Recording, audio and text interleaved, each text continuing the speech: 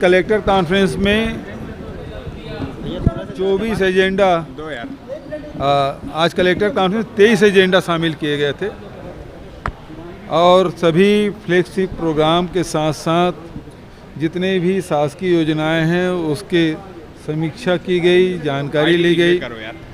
ज़मीनी स्तर पे क्या क्या काम हो रहे हैं उसके बारे में बहुत विस्तार से चर्चा हुई। एक एक ज़िले के जानकारी ली गई, चाहे वो फॉरेस्ट राइट एक्ट का मामला हो, चाहे वो जल जीवन मिशन का मामला हो, चाहे स्वामी आत्मानंद अंग्रेजी और हिंदी माध्यम स्कूल की बात हो, चाहे नगरीय प्रशासन की बात हो, चाहे वो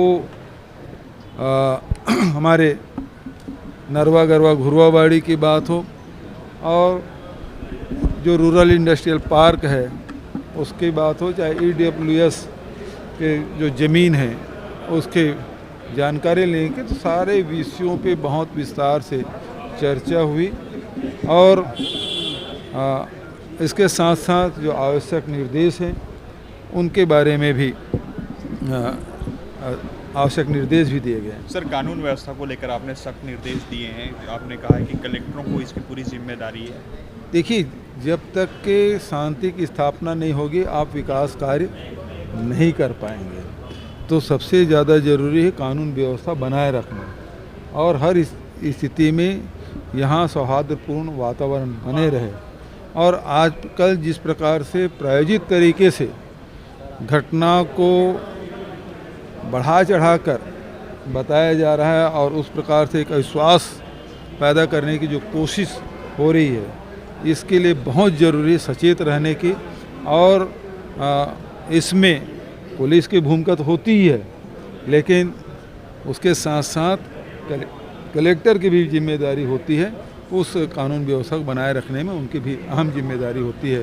तो कानून व्यवस्था सबसे ऊपर है, उसके बाद सारे निर्माण एजेंसियां हैं, सारे विभाग हैं, उन सब के कार्य हैं। आने वाले समय में धान खरीदी की व्यवस्था के बारे में, मिलिंग की व्यवस्था के बारे में, PDS सिस्टम के बारे में, सब विषयों में चर्चा हुई। देखिए, आजकल जो एक प्रिंट मीडिया है, इलेक्ट्रॉनिक मीडिया है, उनके ऑथेंटिक सोर्स होते हैं और एक जवाबदेही होती है। लेकिन सोशल मीडिया है, उसमें जो भ्रामक खबरें बहुत तेज़ी से फैलती है, उस पर भी नज़र रखने की ज़रूरत है। और यदि उस प्रकार से भ्रामक जानकारी यदि सोशल मीडिया में फैलाया जाता है तो उसे तुरंत काउंटर होना चाहिए कि वो वस्तु स्थिति के बारे में आम जनता को जानकारी हो जाए, तो ये जो भ्रम फैलने की स्थिति है वो नहीं होगी। मगर जी, कश्मीर में जो आतंकवादी हमले लगातार हो रहे हैं, पूर्व CM रमन सिंह कह रहे हैं कि नेहरू जी के कारण सारी जिम्मेदारी नेहरू की है, इनकी कोई जिम्मेदारी नहीं है। नेहरू जी ने भिलाई स्टील प्लांट बनाया, नेहरू जी कोरबा में एल्युमिनियम प्लांट बनाए, नेहरू जी नवरत्न बनाए, वो निर्माण किए। तो क्या बेचने की जिम्मेदारी इनकी है? केवल बेचने की? आज देश में जो निर्माण के नींव बनाने का, आधुनिक भारत बनाने का काम नेहरू जी ने किया है, उसे सबको बेचने की जिम्मेदारी भारतीय जनता पार्टी की है। उसके बारे में रमन सिंह कुछ नहीं बोलेंगे। और जहाँ तक के आपने तो कहा था 370 हटा देंगे सब खत्म हो जाएगा, 35 से हटा देंगे सब समाप्त हो जाएगा, नोटबंदी कर देंगे तो सब आतंकवादियों के कमर टूट जाएंगे, सारे आप कर लिए, उसके बाद क्यों? तो आप अपनी नाकामी छुपाने के लिए नेहरू जी का आड़ लेते हैं, और नेहरू जी जवाब तो देने आएंगे नहीं। आप सवाल करिए ना अभी, और हम जो सवाल करते उसका जवाब क्यों नहीं देते? और हिंदुस्तान में कोई भी विपक्ष के नेता यदि सवाल करते हैं तो भारतीय जनता पार्टी के लोग उसके पीछे ED लगा देंगे, IT लगा देंगे, CBI लगा देंगे। ये स्थिति। अरे प्रियंका जी कस्टोडियल डेथ में उस परिवार से मिलने जा रहे थे, उसको आप रोक रहे हैं। तो जवाब तो इसका होना चाहिए। जो व्यक्ति है नहीं, नेहरू जी नहीं है, इंदिरा जी नहीं है, शास्त्री जी नहीं, यदि उसे सवाल करेंगे तो जवाब देने कौन आएगा? उसका जवाब हम तो नहीं दे सकते। लेकिन आज आप जिम्मेदारी पद पे बैठे हुए हैं, सवाल आपसे किए जाएंगे और जवाब आपको देना है। एक और सवाल डॉक्टर रमन सिंह ने यह भी कहा था कि जो अंग्रेजों के समय में कलेक्टर होते थे उनका शब्द कलेक्टिंग एजेंट के रूप में होता था, पैसे लोगों से लिए जाते थे।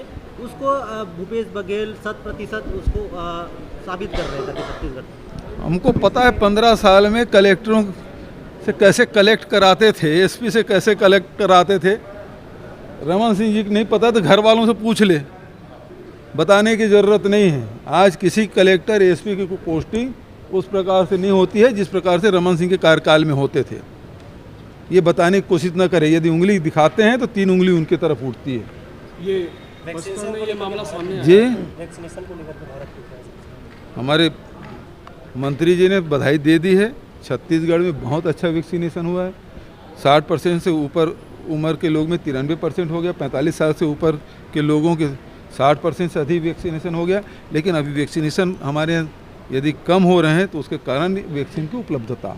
ये बस्तर में एक मामला सामने आया है जिसमें अधिकारी संग्रहण केंद्र पर धान में रेती मिलाते हुए पाए गए। धान में संग्रहण अभी खरीदी शुरू नहीं हुई है। पिछले साल का जो स्टॉक बचा हुआ है उसमें यदि ऐसा है तो उनके खिलाफ कार्रवाई होगी।